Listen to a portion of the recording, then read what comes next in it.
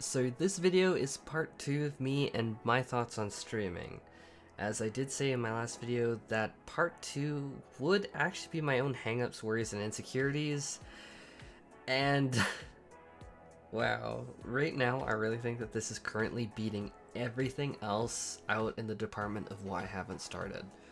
And so for anyone who hasn't seen the first video I did on streams that I watch and streams that I don't watch and really exploring why, this series is mostly just me literally putting my thoughts on a canvas and kind of trying to like pin them down. It's really my way to probably use intellectualization and just like storyboard out my thoughts using my medium on YouTube.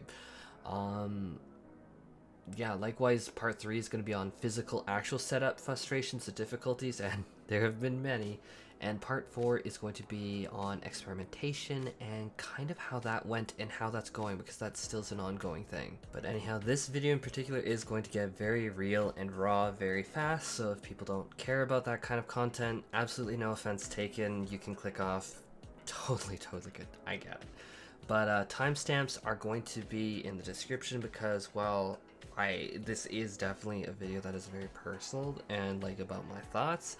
There is actually structure to it. There are points that I want to make and get through, and so it isn't totally unstructured. So I'm just gonna be honest, I have been thinking about this a lot. Like this video's topic and a lot, like unhealthy amounts of a lot.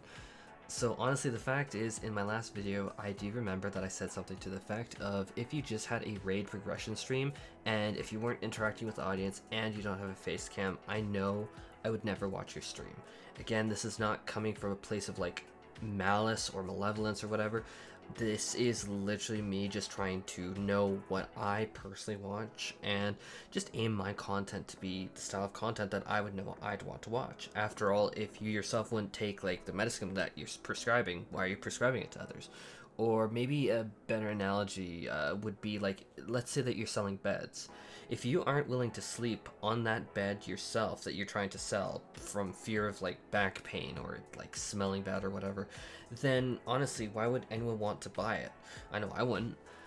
Like, maybe I'm going too deep with that example, but my feelings are that I don't want to push content I don't think I'd watch. And number one is, it's just like, if it's not going to entertain me, what right do I have to think that it'd entertain anyone else? So immediately I myself look towards the YouTubers that I watch on our own community here in 14, and I honestly, like, I've been looking up to so many of them for literally years at this point.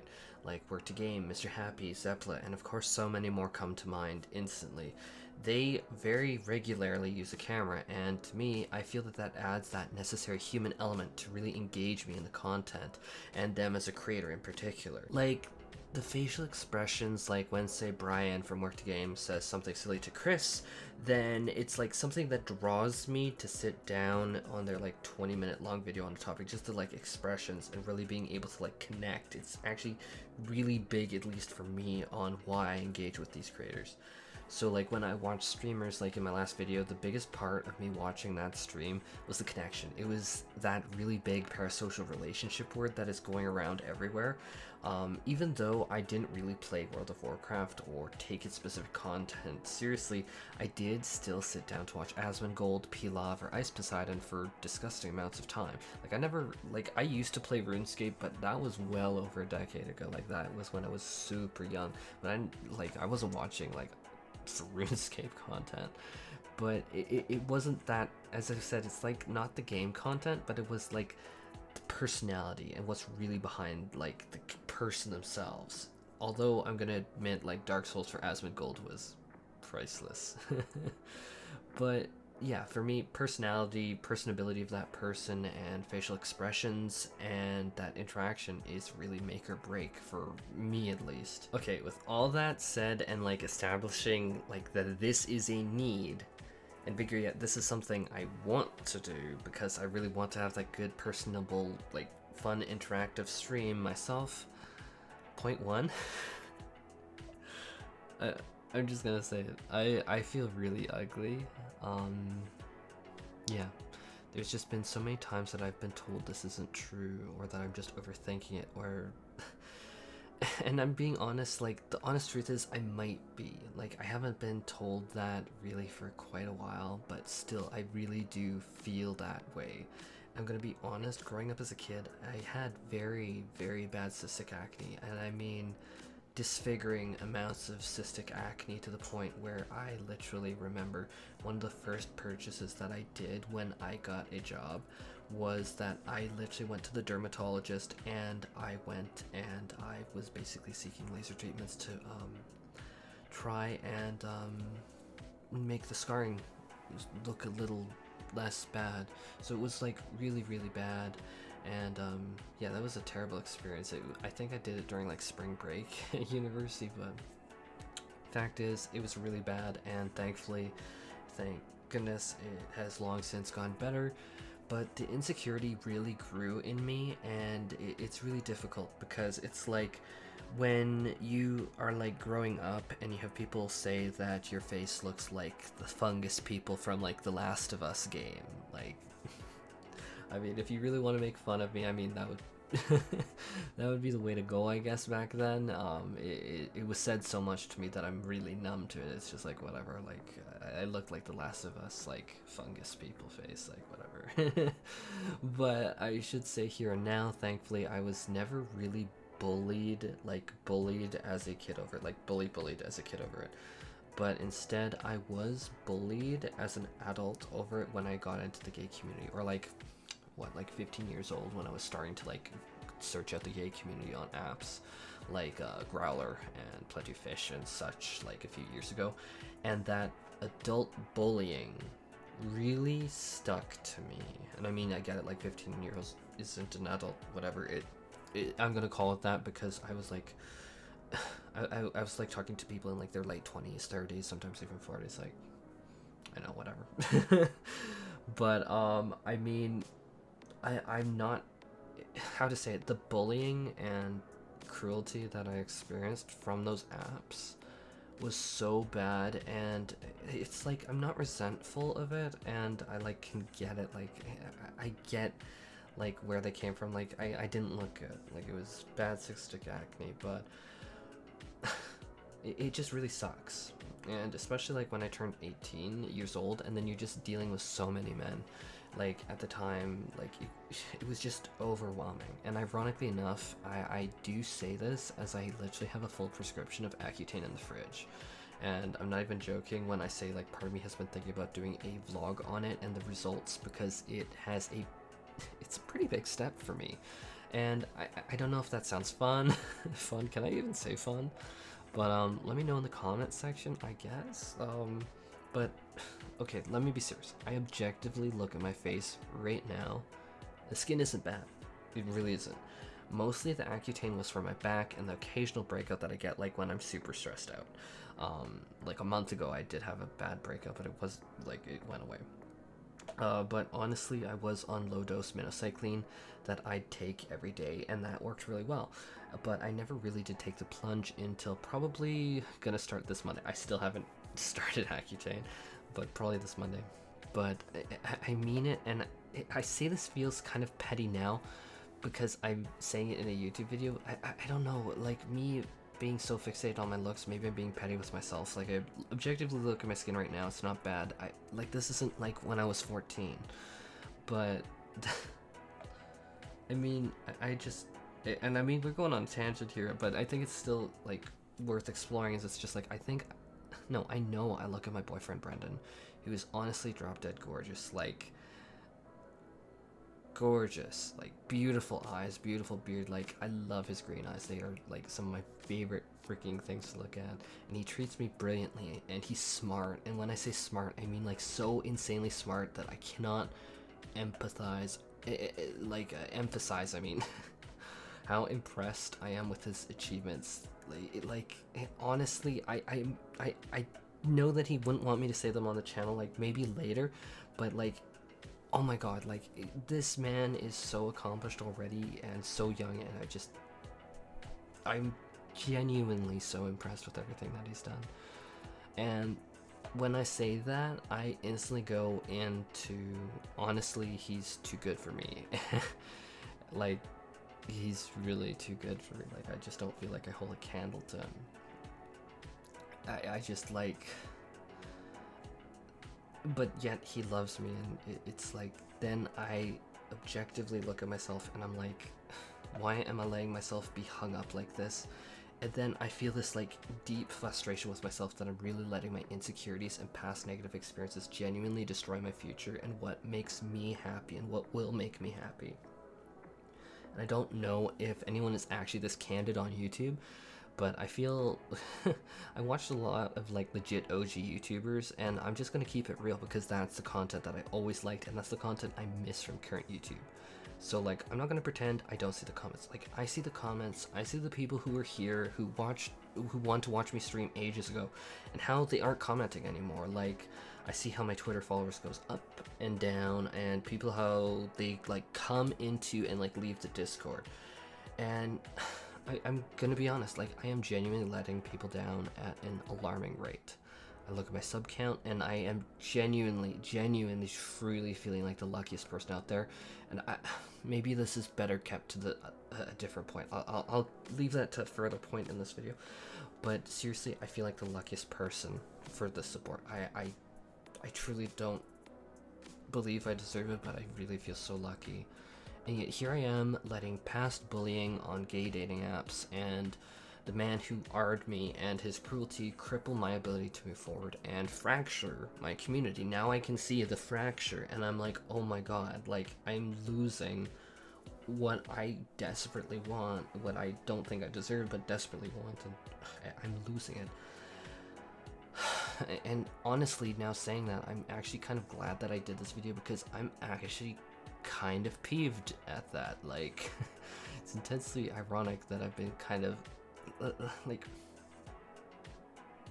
it's a different video, I'm not gonna get into it here, but I notice the intense irony because it's like different video, but it's like I've been super crushing with Brendan since like 2011, yet but the fact is I'm letting like negative experiences crush my future and my ability to get to where I want to be again. And oh, I'm actually kind of peeved now, and I like legit want to stop recording right here and now and actually start setting up lighting. I'm actually really pissed. Sorry, yeah, I'm done. Screw this. Okay, we're re-recording. I got mad. So I'm actually gonna wrap up this video because I went in with a goal and I kind of feel like it was already hit just there because I was literally about to like slap up and wrangle some lights up in here. But concerns about my looks. Let's move this forward. I'm going to be honest, I used to work out 6 days a week, and I mean it, like 6 days a week. I took off Sundays because I couldn't get the bus to the campus at university because the bus wasn't running on Sunday. Is the bus still running? No, it wasn't on Sundays. And yes, people into fitness are probably wondering if I ate clean and trend hard, and no, I mostly overtrained and legit ate like 5k calories a day, which I know is insane, but I'm not even joking. Like, my mom would make these like massive pasta troughs with spaghetti and meat sauce, like literally just ground beef in there, and just put them into this massive trough, and I'd carry this to university, like multiple of these like Tupperware troughs with myself, and just heat it up. Like, I know I was eating well over 250 grams of protein a day. I know I didn't keep track of my macros well. I meant to do that. In fact, I remember like when I was first learning how to develop like Android Java apps, like in a course, that I was like, oh yeah, I'm gonna make an app. Never happened. But I know, like, not tracking macros, every fitness enthusiast who's watching is gonna be like, say what? And I know, younger, dumber, and I just want to be big and strong, so I'm just like, train heavy, power lift, eat lots. Long story short, and probably deserving its own vlog, honestly, but I really love the gym and still love it to this day, and it felt really good. Like, it sucks, I'm gonna be honest, it sucks really bad the first 3 weeks when you're getting back. It sucks, but it felt so good. And especially after I was R'd back in December of 2014, when I went back for winter semester in 2015, oh my gosh, I'm gonna be honest, I was eating everything I could and trained as hard as I could. Like, I wanted to become strong and super strong. Like, I was carrying like chocolate bars, I was buying out like fudging donuts, I was just going ham on it. I was going absolutely completely in on it, and it really, I just wanted to become stronger. What I went through was terrifying, and I just wanted to become stronger. Simple as that. And it was really a way of reclaiming my lost power and a fraction of my identity. Of course, not my whole identity, but a fraction of it. So I basically powerlifted and super bulked like 8,000 calories a day. And for the record, yes, 100% yes. Do not disagree. 100% too much food. Maybe even 400% too much food. I get it. Okay, I agree. But I remember I'd legit go to like Safeway with my mom, and I'd be like, we're getting all of these donuts, and I'd literally just get entire boxes of donuts that I'd go through, which of course she wanted me to eat healthy and pointed out how much weight I was gaining, but not in a mean way, but a loving way, but how much she supported me, and in a way that I can say as a victim of R that it's just very important to help someone who goes through that in reclaiming their identity and feeling empowered. I think reclaiming identity and remembering who they were and moving forward to a healthy, positive goal is probably the number one thing you can do for anyone that goes through that. But anyhow, moving on. Basically from this, I was like benching like legit 3 plates on each side. So that was like bars 40, 45, whatever. It was like 250, 300-ish pounds. And that was until I met my ex. And so with my ex, I'm just gonna be blunt, he really demotivated me from the gym. It was super long story, not worth getting into here, but basically he refused to go to the gym with me, really demoralized me, made me feel kind of inferior and worthless, and that my entire life should be dedicated to retiring at 50, and if I'm not working a 9 to 5 and bringing home a lot of money so he can spend my money so he can retire, and those are very carefully picked words. I may as well say this for the record, he was an engineer making like 6 figures. So he's someone that could support himself and didn't need me to buy him stuff. Like, God, there's so many examples. Sure, I'm gonna actually dig up a pizza order, and I'll try and remember to put it in editing, but yeah, this kind of nonsense, yeah. Which, I mean, how to say it, people are going to be like, oh, that was for you too. Kind of. Which, I should be clear, like, after I was discouraged from going to the gym and basically told, like, no, don't go to the gym or you're not going to have me, I can't have a partner doing this or that, like, I could barely eat 4 pieces of pizza. So instead, this kind of overweight 6'4" guy legit ate, like, $80 of my money with 0 remorse or recops. Like, it was... Trust me when I could say that I could make a massive vlog series of lessons I learned over those 2 years of relationship. Bad relationship. And if anyone is here from the old videos where I know I did say in the past, yes, this is the exact same boyfriend that I told you broke up with me after cheating on me for months, only to find out after that I was laid off, or how to say it. So he was cheating on me for months, I got laid off of my job, and then the breakup came from him. So the money, the gravy train, the free buy me this, buy me that ended, and so now I was trashed. Piece of work, honestly. I'm just so glad to be with Brendan right now because he is nothing like that. And like, heck, that isn't even getting into the fact, like, I wanted to start my own businesses back then, and he discouraged me. He's just like, oh my god, that's dangerous. I could never be with someone like that. And it's like, I regret not going through with that. I'd probably have like a little software thing, because I literally did have like people contracting me out for stuff, and I'm like, oh my god. The regrets. But as I said, that'd probably be its own vlog series of its own. Like, nightmare fuel. But wow, sorry, I'm going like full legit storytime YouTuber on you here. Point is that the last relationship was an absolute load of crock, and I was losing muscle at a massive rate. Going from eating 7,000 calories a day and working out 6 days a week, powerlifting, heavy and like really heavy, and micromanaging workout supplements, like one example would be, instead of normal protein powder, I'd use casein protein powder every single night, to now I was only doing desk work, and I think I was eating like lows of like 1.5 calories a day for a year or so. So basically, yeah, I lost all my muscle. So now that that relationship is long dead, gone, buried, and I'm happy for some parts of it, I'm also much happier to have moved on from it completely.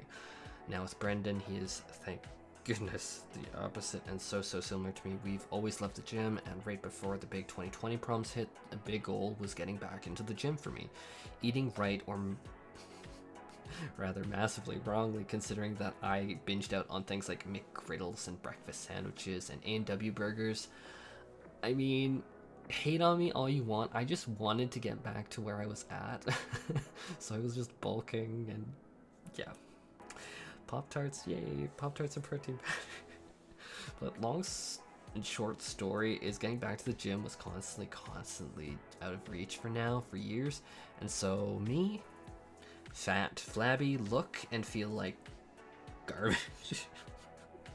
And I feel like when I turn on a camera, it's like, oh my gosh, I look bad. Like my posture looks bad from a year of basically being hunched over a computer.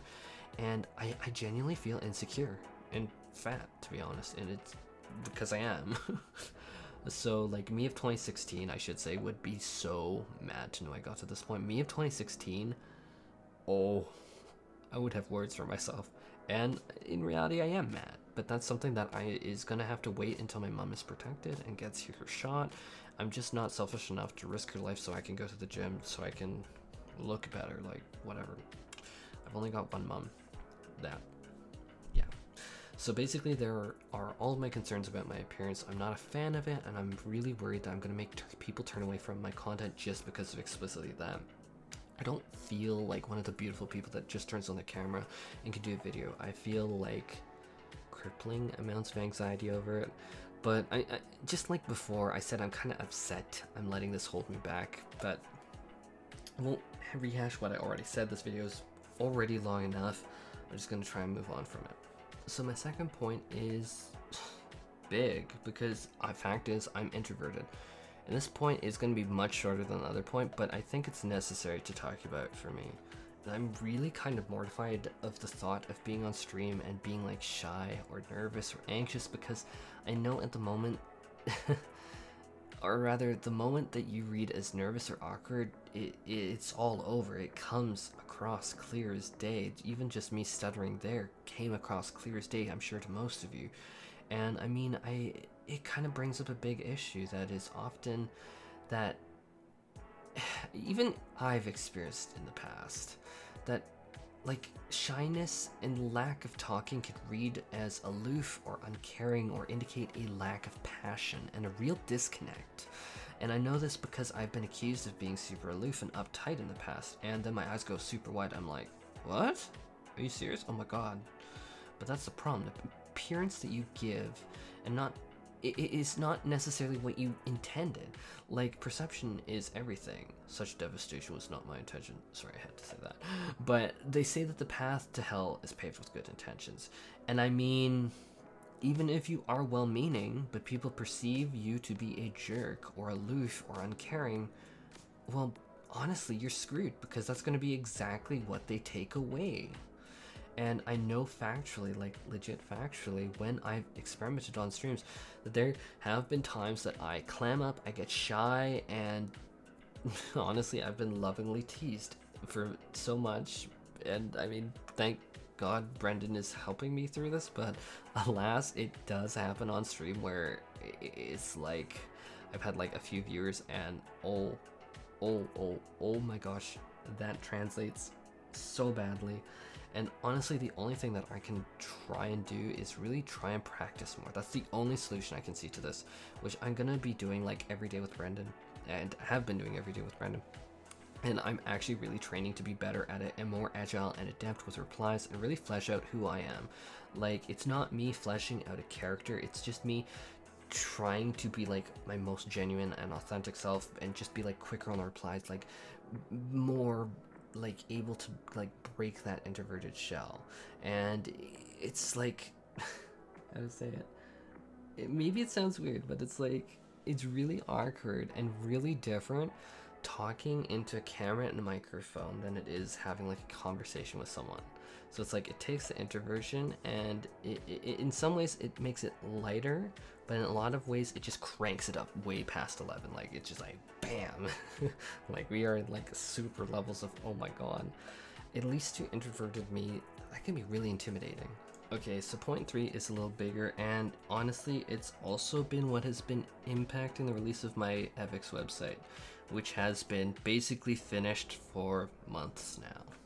And I know that I'm gonna say that now, and I know that some people are gonna clock it in the comments, and that I'm gonna have some very angry people with me, which honestly I deserve. So where to even begin? Basically, I've been having a massive struggle believing in myself, especially lately. It's hard because I am being given praise and kindness and such positivity, and I honestly don't feel I deserve a single knack of it. It's like the negativity is easier and attracts me more than the positivity. And that's a problem that I'm really having lately, is it's just like, I feel like I'm drawn towards negative things. Like people saying bad things about me is easier for me to relate to and for me to believe and be attracted to. It's almost like I seek it out, and it's not good. It's definitely not good. But it's like when people say praise and kindness, it's not that I don't appreciate it, it's just so hard to like take it in. And I know that people are gonna be like, whoa, what? But it's like, even like Brendan telling me I'm beautiful, I'm perfect, I'm a model. I could run out on that stream in a diaper and people would be like, Valentina, your smile is beautiful. And yes, that's the RPDR reference. I'm gonna be real, like real here. I have held multiple positions in the past through software, through teaching and stuff, and even though I'm just only in my 20s, I'm absolutely green as fudge. And I've been in really big positions, and I am very thankful for all of them. So the example that I'm going to bring up here is going to be completely anonymous. I am not naming names, and it's just like I've been in multiple different positions where I have taught and in some capacity in the past, and so this is not a call out at all, and far beyond my intention. This is me trying to explain where I come from feeling like a failure, and like how this is really weighing down on my soul. I mean, that sounds dramatic, but it really has been weighing on me for many months now, if not, like, it's just been weighing on me for like a long time right now. So it's not a call out, it's me trying to process it for like the stream, I guess. But one of my positions that I've held in the past poisoned my self-confidence to the point where I'm kind of crippled on my ability to believe that I can do public speaking, to the point where I feel like I don't think that I can launch my website. I'm going to try my best to, but I don't think I can, because I'm just having a huge amount of insecurity about me as a software developer, and I'm not even close to as confident as I was before. Not that I was like arrogant or cocky, like that's never been my make, but it's like I'm just I'm just kind of devastated. So again, like, I'm just gonna keep this as vague as possible. I was teaching adults software at this position, and again, so general, so don't worry.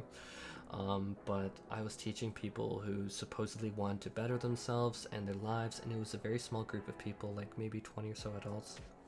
And I remember that when I was teaching that no one would listen to me, and I remember that I legit had to beg basically multiple times for people to listen, and ironically enough, like, or is it even ironically enough, just they didn't listen, and it was like nearly constant chatter, and so few people giving any form of respect, and it really disturbed me. Like, I could not control the classroom no matter what I did. This even went all the way into assignments and coursework, and likewise that was my responsibility to make sure like they're getting the education, they're getting the coursework done, and that was my responsibility. And I remember in the third week of teaching that, and for the record, this was like a more accelerated thing. Like, this wasn't like, people will say, oh, it's like a 4-month semester. Like it wasn't like that kind of thing. It was like an accelerated program, not like a standard. Like, yeah, it just wasn't like what you're probably thinking. It wasn't like a college course. But they weren't getting like the work done, and as the students, regardless. So I lost complete control over the class. In class, I lost complete control over like, the class and assignments, and I was like, oh my gosh, I had like a room full of adults older than me, and there was legit like 0 Fs given. And for me, I really do try and be as respectful and mannerful as possible, and I'm a little more soft-spoken, I know, but I think that that is actually an advantage. Oh my god, I'm butchering this word now because I'm getting nervous. It really sucks to me. But basically for me, I'm not the type to raise my voice or go after people. That's not my make. That has never been my make. I build people up. I don't rip them down. Hence why I even considered helping out with this program. So I suggested to my teaching assistant for the my assistant for the course that and the rest of the course staff that we inject real failure into the program, because the program up until that point was being shown as everyone passes, just do your best, and so likewise no one was putting in the effort.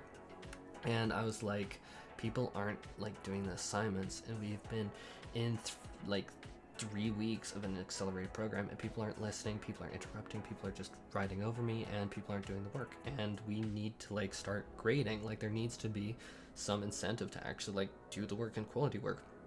And I will not forget this, but my TA, who was definitely a more senior dev than me, at 10 years older or something like that, said, you need to rethink your career path. And that line stuck. There was more equally unkind stuff around that sentence, but that sentence stuck with me.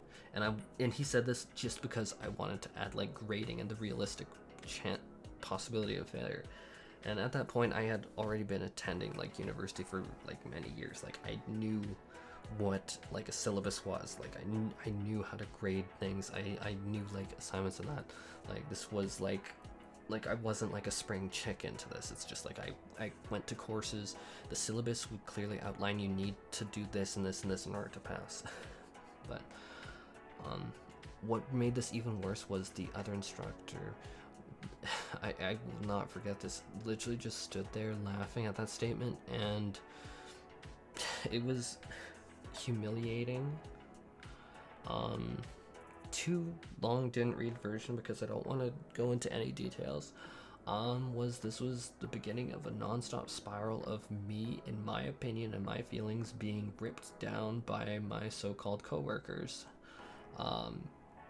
It got to the point where I often had to go outside, in the middle of downtown, and basically cry my eyes out before teaching because I was so shaken up from this, and it really stuck to me that I should rethink my career path. And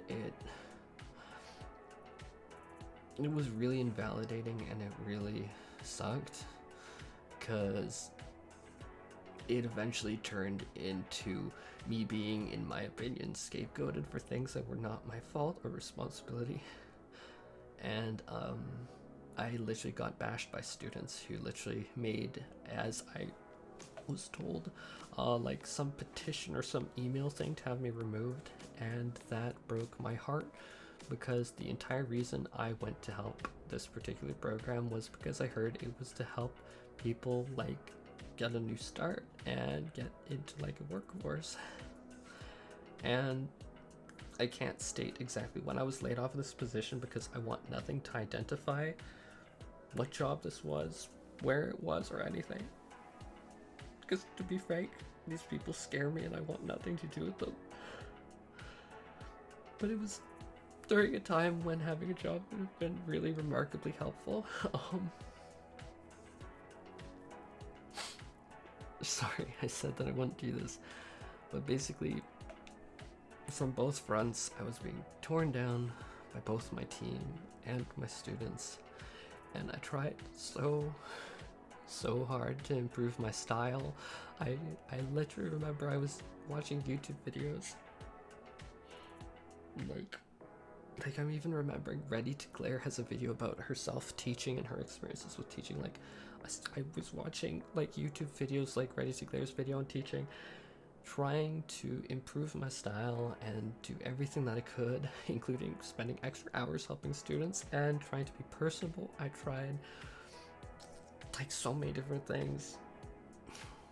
And honestly, the intense pressure of what I had originally thought would be a casual position to help people get into the workforce and really turn around their lives turned into a nightmare situation where I legit would come home every day and stare at a monitor either blankly or just like silently sobbing to myself.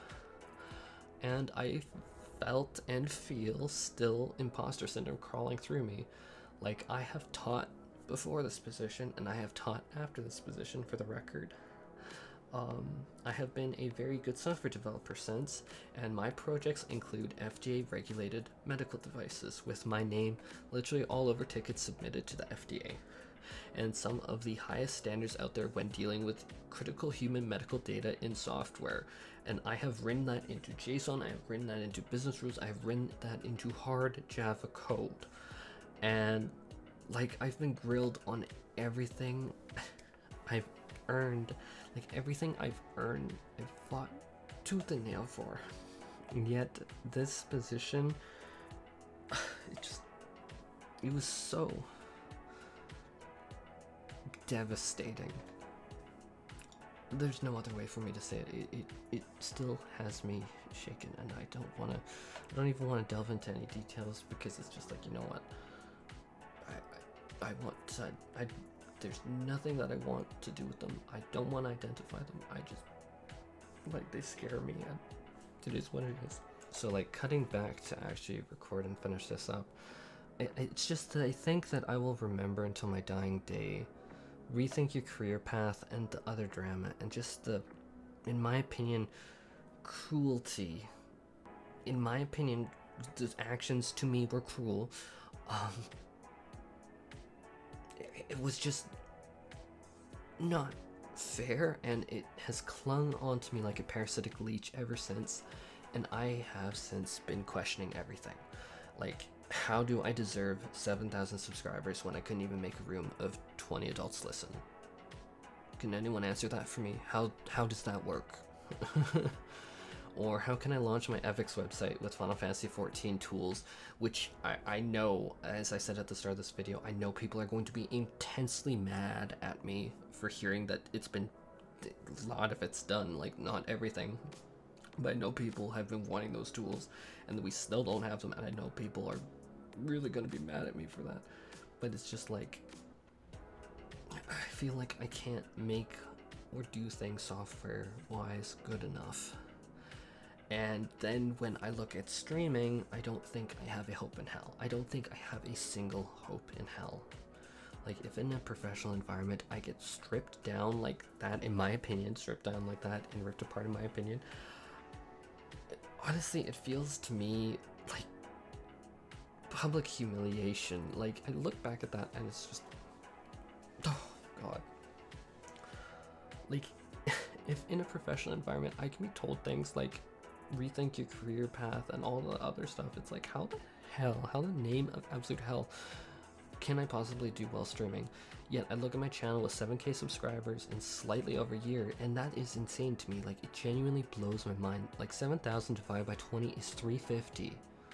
Like, I have 350 times more subscribers than I had adults I was teaching, and that defies any and all logic, and I genuinely feel like I don't deserve the subscribers, and like I'm an imposter. Like, why are you subscribed to me? Why not Mr. Happy? Why not watch an asmongold stream? Why choose me? Like, I don't get it, and I really don't, and this is how I felt on and off for a long while now. I don't feel like I'm special. I don't think I'm worthy. Like, I feel like garbage as a human being. I feel like a legitimate failure, and like when people message me in game and stuff, it genuinely blows my mind, because I'm like, oh my god, like, this person actually took time out of their day to like listen to me and like now message me, and I'm like, oh my god, that it blows my mind. Also, if anyone, like, how to say it, like, my views every day are in the thousands, and it's just like, so every single day I'm getting thousands upon thousands of views, and it's been this way for a long time now, and I'm like, I don't get it. I don't feel worthy, and it's a terrible spiral to go on, but I feel like I feel like I might have something to offer, but I don't think I'm better than anyone. On the contrary, I do feel inferior and worse than everyone. And oh, now I've totally deflated myself, but that's how I feel. But this is the kind of thing that makes it really hard to stream, and it's like, if I couldn't do it in a professional setting, then who the hell do I think I am to have the audacity to think that I deserve it on the internet with on a platform where I don't have like official titles or designations or like grades or whatever. Like, to me, it seems like so much audacity for me to assume I'm worthy, and it's just ridiculous for me to think that I could succeed. It's just like, who do I think I am? It's like the audacity. Gosh, it's actually funny because now I don't have any points left. Like, I had those like 3 points, and now I'm not even sure where to go with this video. I think, like, the fact is, I just want to lay out my thoughts and feelings bare so I can help myself process them, because I really do want to do streaming. I want to do it so badly. Like, I have in reality wanted to do it really badly since I saw asmongold first start streaming, because I was watching his YouTube channel and such a huge fan. It's just like back in the days where people were watching like Shane Dawson and like other creators like that, like the OGs. Like, I was watching like that kind of content, and it was just like, oh haha, I'm young, like he's my like older brother, and okay, like that's dumb as hell. I get it. I get it. It's cringe, I know, but like, as I said, I know it's dumb as hell, but that's where my brain was at. But like, when people were obsessed with like Shane Dawson and that, like, I was like, meh, no, I'm not into that. Like, asmongold for me. But reeling it back, fact is, I just wanted to do it for a long time. Fact is, that's as simple as it is, and I want to do it. So anyhow, wow, this video got long too. I'm sorry that got so long. Anyhow, if you listened to this like all the way through, wow, props to you. Holy wow, thank you so much, truly. Like, that is mind-blowing. But anyhow, that is all for this video. I really do genuinely, truly, from the bottom of my soul, hope that you are having a great day, and I really do wish everyone to stay safe. This is troubling times. I at least am starting to see light at the end of the tunnel. I just hope everyone stays safe, and yeah, take care and stay safe.